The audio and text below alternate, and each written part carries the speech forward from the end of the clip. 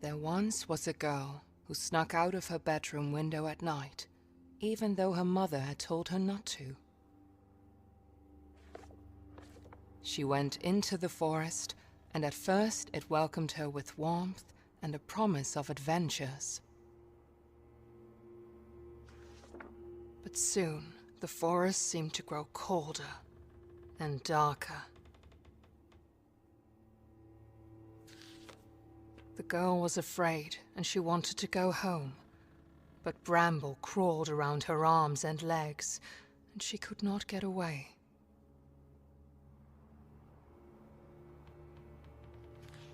And the girl was never seen again.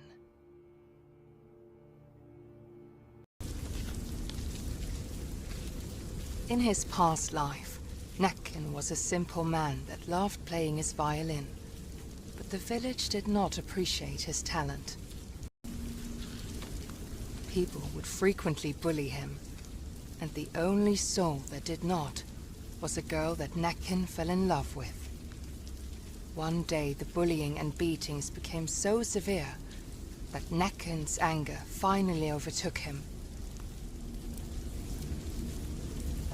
He marched into the village, playing forbidden melodies that made everyone dance, until their flesh and bone got worn down.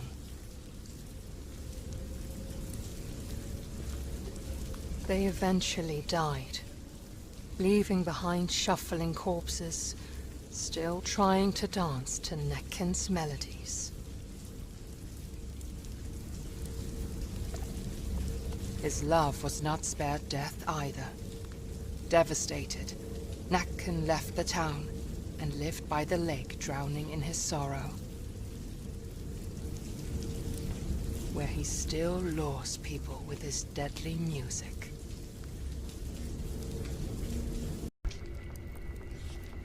If you find yourself in pain and sorrow, cry no more, they will be gone tomorrow.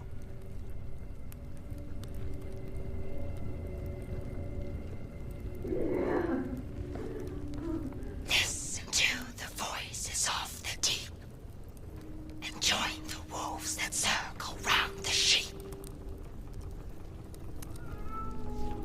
A temporary sacrifice you make, in order for your powers to awake.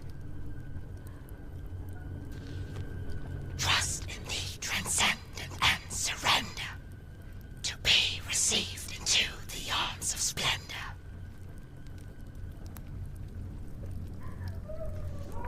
Behold the transmutation into gold. Soon a god emerges from the mold.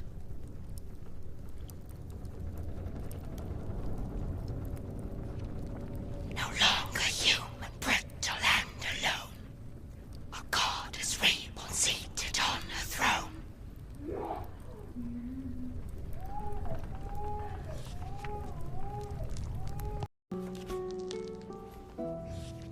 Long ago, there was a peaceful kingdom that lacked an heir to the throne. King Niels and his queen Magdalena had waited for a long time, and at last she was expecting a child. She gave birth to the longed-for son, and they named him Ulrich. But suddenly, doctors crowded around the queen's bed.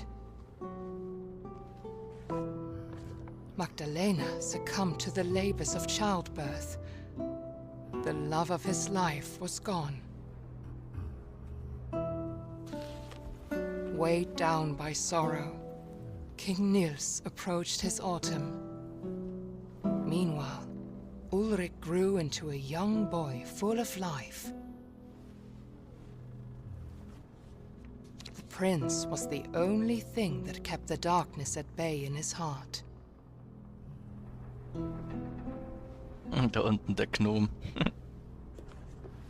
One day, Prince Ulrich fell ill. The doctors tried everything, but he grew weaker and weaker. They told King Niels about a mythical flower that witches were rumored to use to heal any illness. King Niels searched the whole kingdom for the flower to no avail, and his campaign soon became a gruesome witch hunt.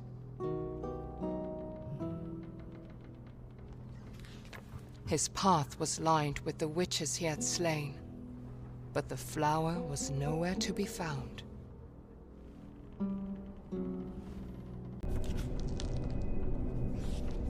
Once there was a peaceful village near a great forest.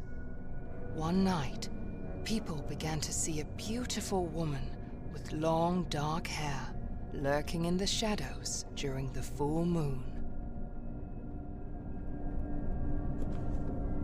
Men started to follow her into the forest. Some of them never returned, and those who did had lost their minds. Eventually, the villagers had enough. They took all the dark-haired women of a certain age and put them on trial for witchcraft. They started to execute them, hoping to find the right one. Yet men kept disappearing during full moon nights. The villagers grew more and more desperate and burned down a large area of the forest in the hope of finding this strange, beautiful woman, but to no avail. The villagers had lost themselves. They killed their own mothers and daughters.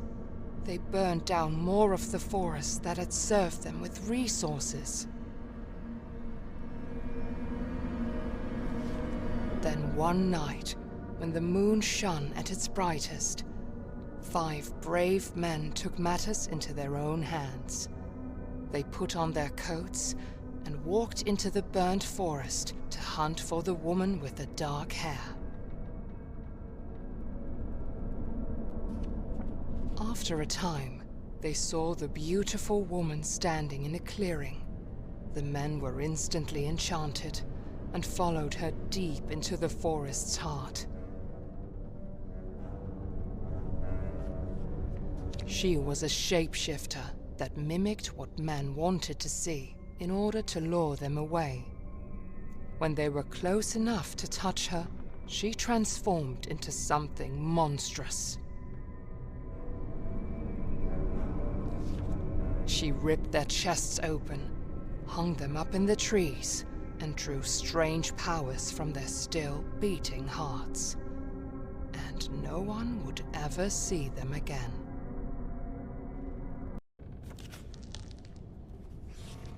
Dear diary, I am so in love with him.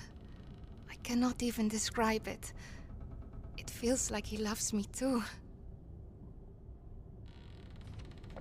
Our village still tries to heal its wounds from the dark days, but at least me and my love survived and have each other.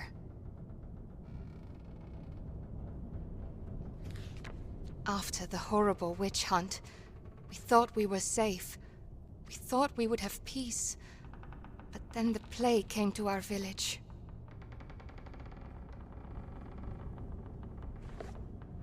Feels like the plague is some kind of punishment for our sins. Maybe we deserve this. People say they have seen an old woman with a rake at night. Every house she passes, people inside get sick. I hope she does not come to my house.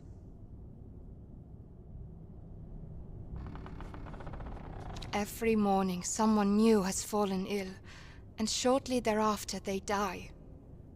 We do not even dare to give them a proper funeral.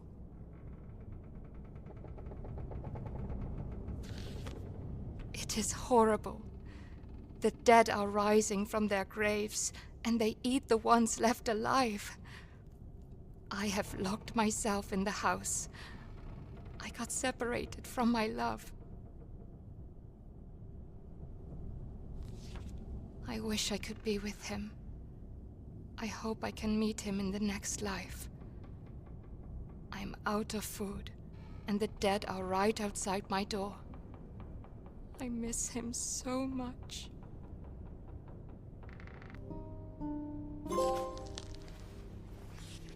Exhausted, bloody, and at his wits' end, King Niels came to a witch's house on the outskirts of his kingdom. He fell to his knees, begging the witch to help cure his son, and she agreed. The witch explained that the flower held tremendous power that could only very carefully be used for good. The witch instructed he only use a single petal. Using the whole bloom would only invite death. Ulrich began to recover, but discontent at the royal line had grown in the kingdom following King Niels' bloody campaign. The next day, King Niels found his son dead, and the last light holding his darkness at bay was snuffed out.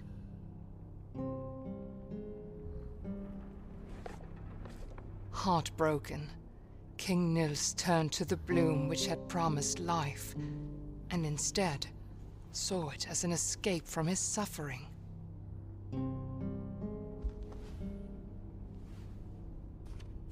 The witch, having come to visit the king and the prince, looked at the nightmarish scene in despair.